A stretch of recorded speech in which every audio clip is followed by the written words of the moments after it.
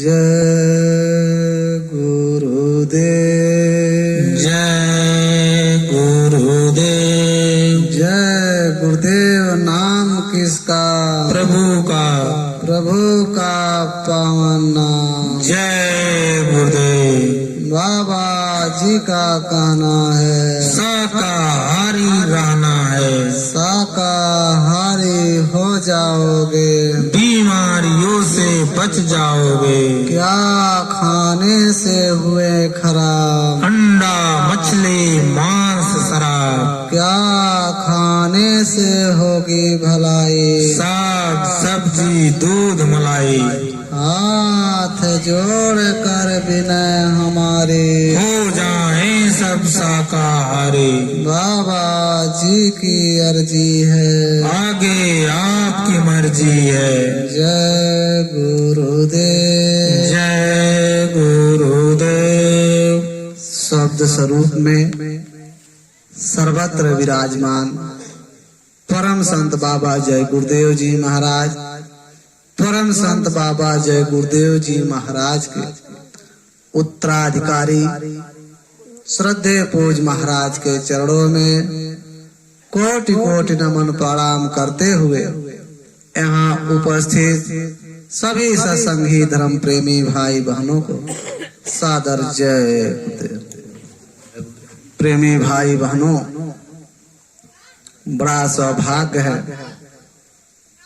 महात्मा कहते हैं कि जब हमारे आपके जन्म जन्मांतरों के शुभ पुण्य कर्म संचय यानी इकट्ठा होते हैं, तब हमें आपको ऐसा दुर्लभ अवसर प्राप्त होता है।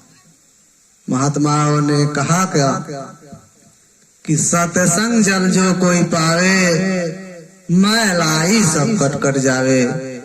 सत्संग ऐसा जल है जहाँ कौवा स्नान करता है और हंस बन करके बाहर निकलता है। ठीक उसी प्रकार से ये जो हमारा आपका ये मन है, ये जन्म जन्मांतरों से बुरे खोटे कर्मों के कारण ये मैला और कुचैला हो चुका है। इसके ऊपर गंदगी चढ़ चुका है।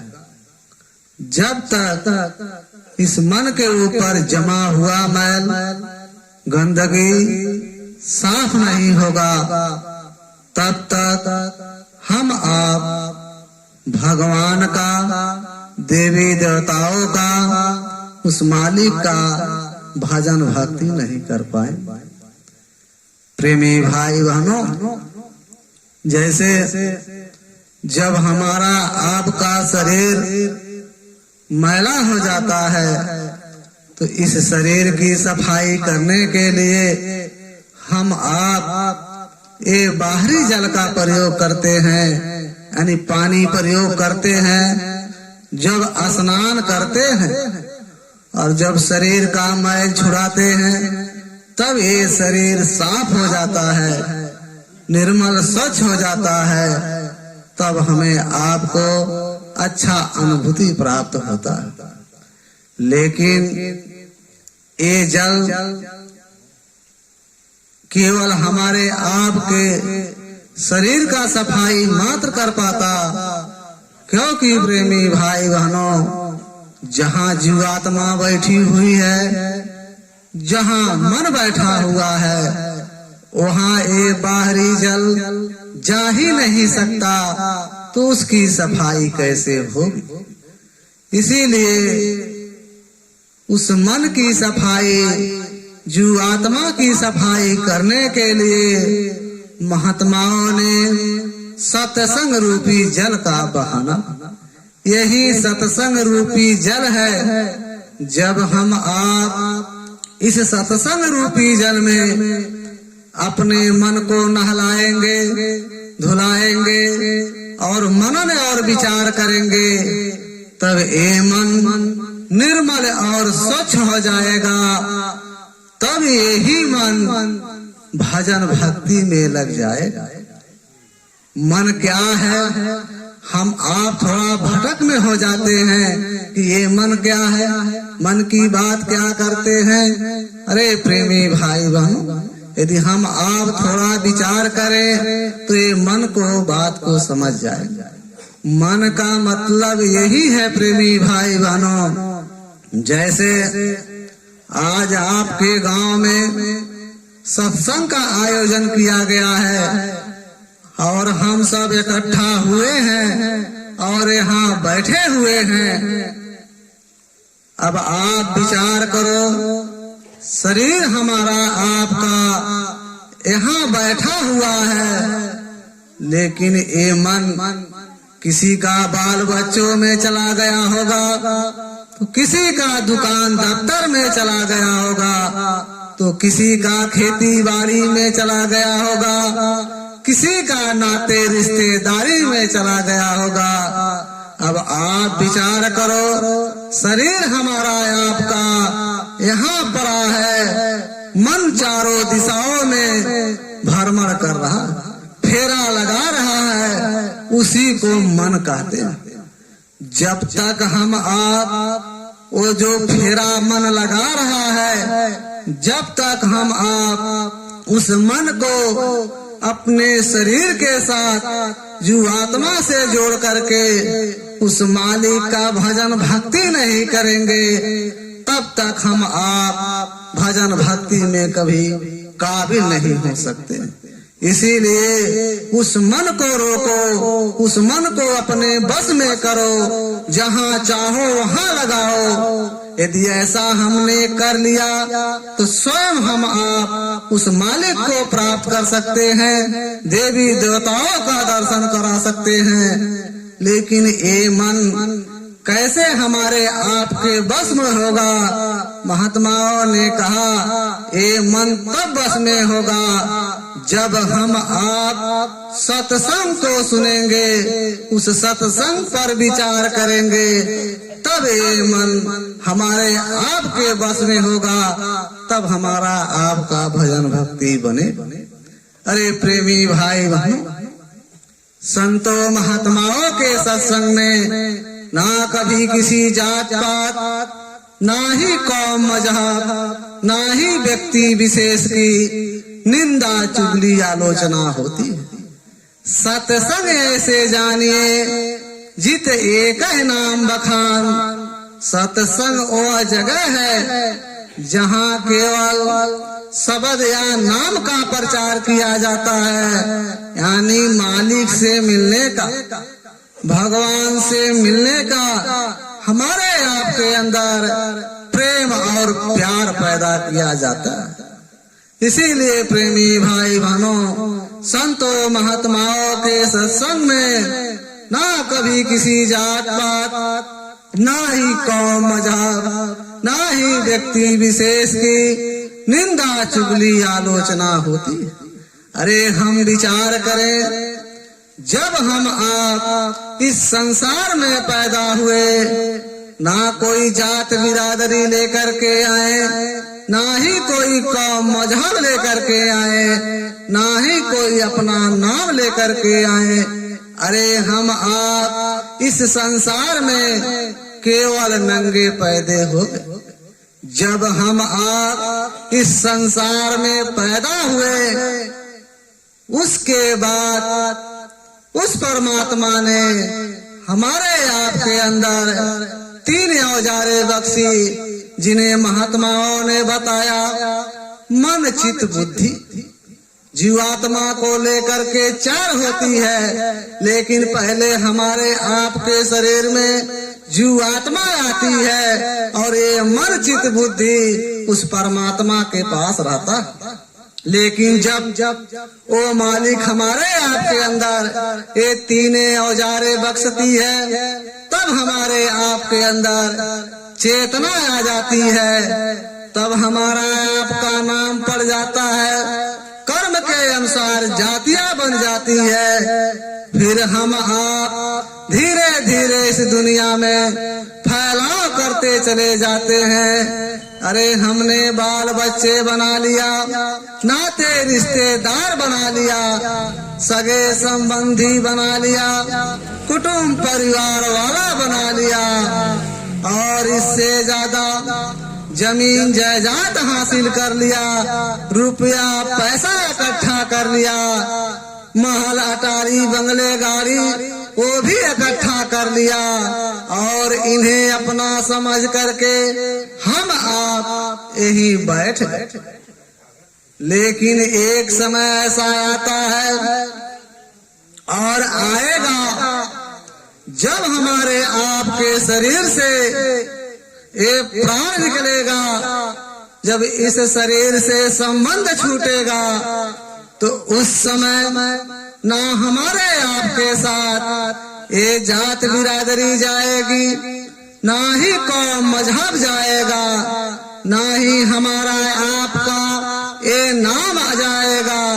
अरे जैसे खाली आए थे वैसे केवल नंगे हमें आपको यहाँ से भेज दिया जाएगा।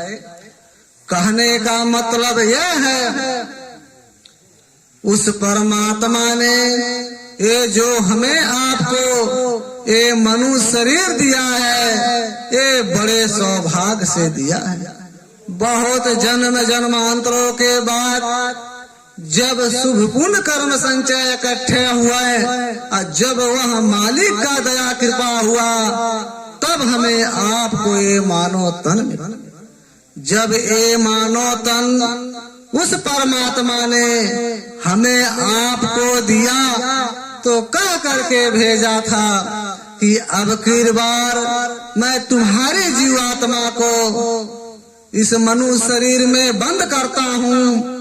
जाना, भजन भक्ति करना, गीता रामायण पढ़ना, कुरान बाइबिल पढ़ना और किसी जीते जागते संत महात्मा फकीर से भेंट दीदार कर लेना और उनके बताए हुए रास्ते पर चल करके अपनी जीवात्मा का कल्याण करा लेना। इसी मकसद के लिए उस परमात्मा ने हमें आपको मानव तन दिया। लेकिन जब हम आप ये मानव तन पाए तो वो वादा को भूल गए जो वादा हमने माँ के गर्भ में जब हम आप 9 महीना उल्टा लटके हुए थे तब यही प्रार्थना करते थे कि हे मालिक, हे परमात्मा, मुझे जन्म दे दो, यानी मानव तन दे दो। मुझे बहुत दुख हो रहा है, ये दुख सहन नहीं हो रहा है, मुझे जल्द से जल्द मानव तन दे दो। मैं भजन करूंगा, भक्ति करूंगा ताकि मैं इस जन्म मरण के चक्कर में नहीं आऊंगा। यही हम आप उस मालिक से हर पल हर क्षण माँ के गर्भ में प्रार्थना करते थे। लेकिन जब ही हम आप इस संसार में पैदा हुए तुरंत माया ने हमारे आपके ऊपर ऐसी बारीक सी पर्दा डाल दी, यानी यूं कह लो भूल भुलैया का पर्दा। जब वो पर्दा हमारे आपके ऊपर पड़ा तब हम आप वो वादा को भूल गए जो वादा हमने माँ के गर्भ में किया था। वो भूल करके इस संसार की वादा को लेकर के हम आप चल पड़े। अरे प्रेमी भाई बहनों, महात्मा कहते हैं ये संसार मिथ्या है, ये पराया है, ये अपना नहीं है। जो आज हम आप समझते हैं कि यही संसार मेरा है, यही हमारा घर है। अरे प्रेमी भाई बहनों, हम आप विचार करें, यदि ये संसार अपना होता, ये देश अपना होता तो आज हम आप कभी बीमार नहीं होते, ना कभी बूढ़े होते, ना कभी मरते, ना हमारे आजे परबाजे जो बेचारे चले गए वो भी यहाँ से नहीं गए होते।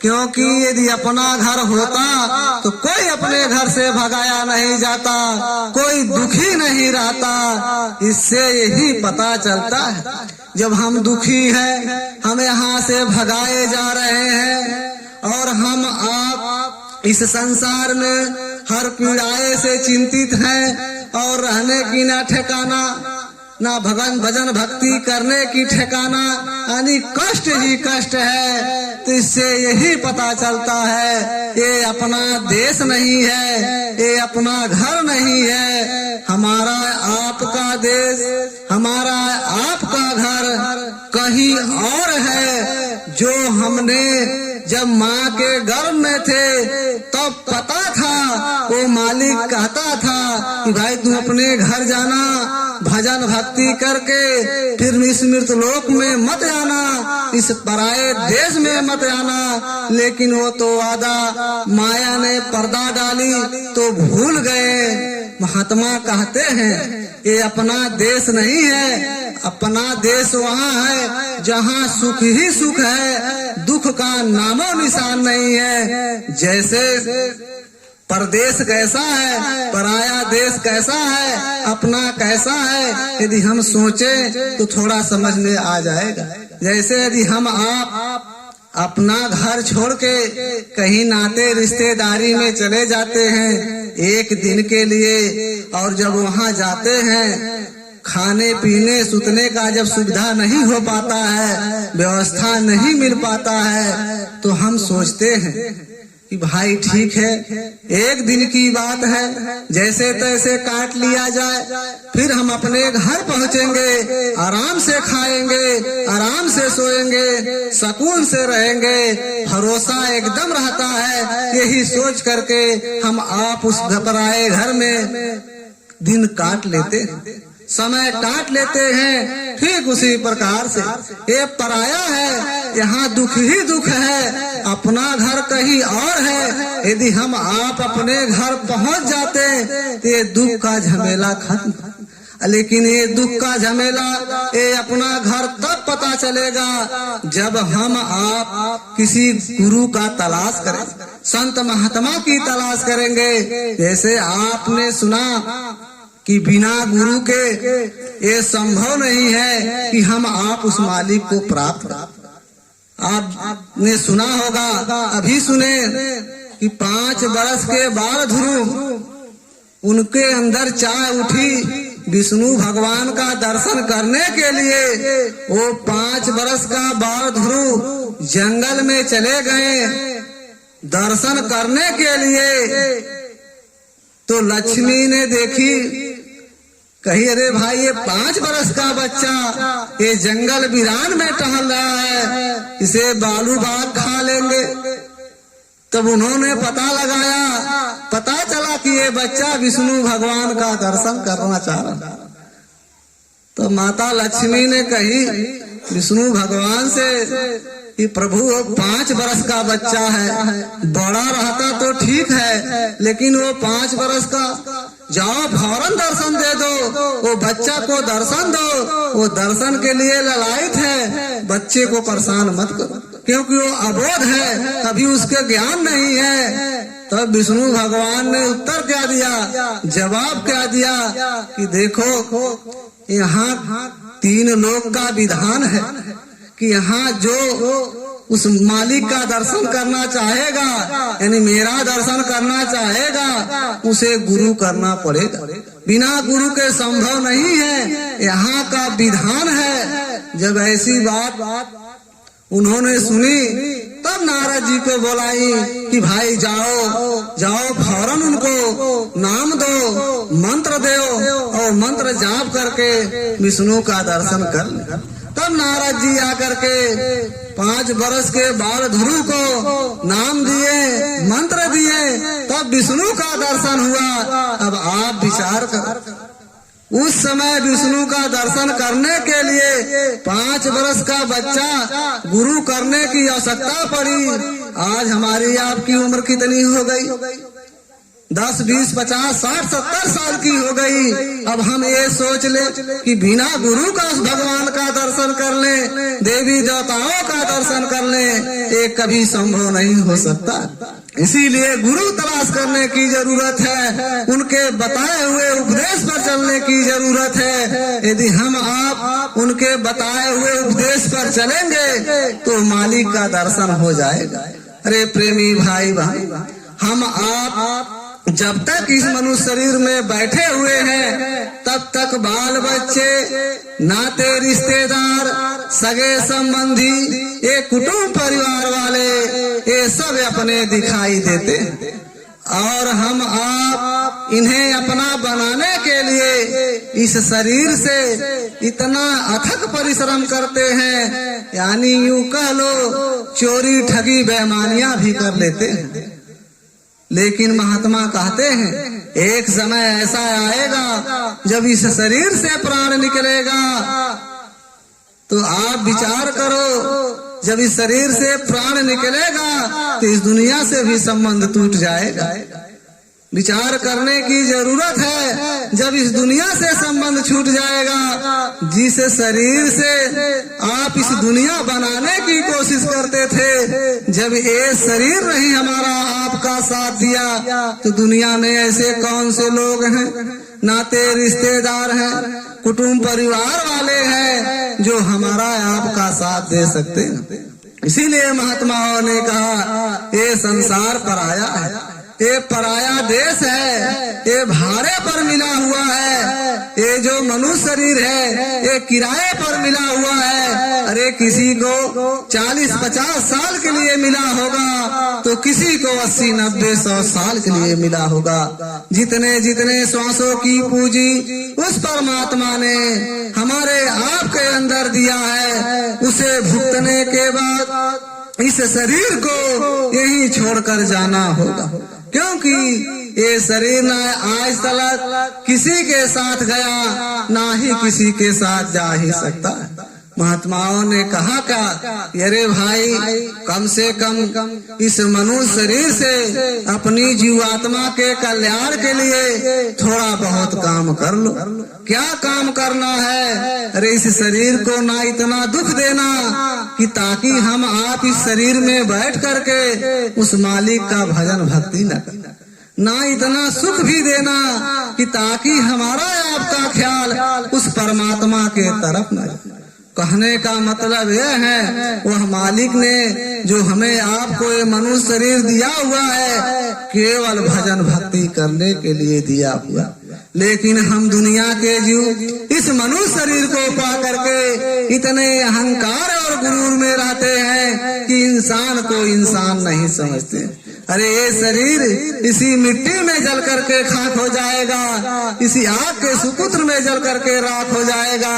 अरे प्रेमी भाई भाई, ये जात बिरादरी, ये कौम मजहब, ये जो मान बढ़ाई पद वादा जो आज हम आप ले करके इतने अहंकार में डूबे हुए हैं, उसी शमशान घाट पर इसी शरीर के साथ जल करके वही राख हो जाएगा, वही खत्म हो जाएगा।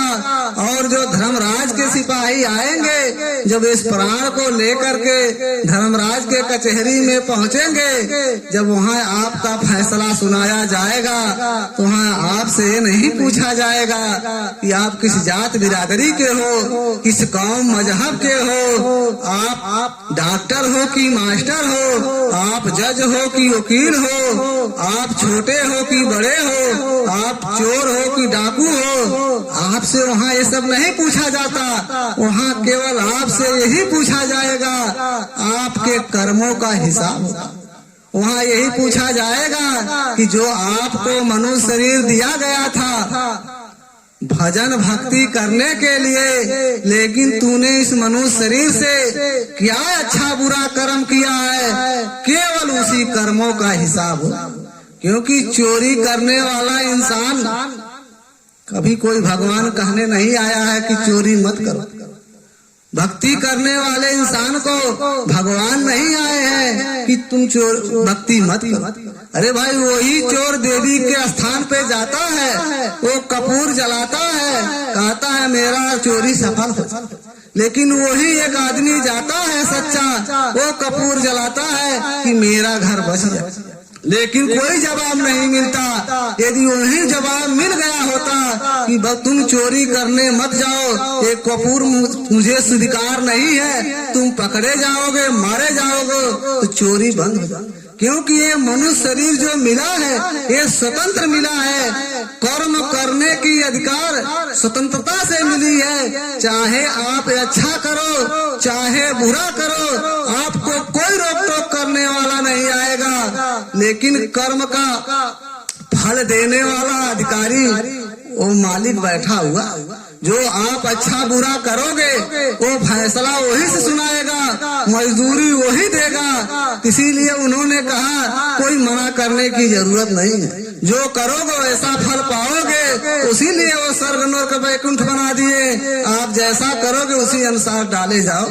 जैसे इस संसार में चोरी करने वाला व्यक्ति जेल में जाएगा, लेकिन जो बढ़िया होगा वो अपने घर में। हर विधान यही है, वही विधान वहाँ बनाया गया है।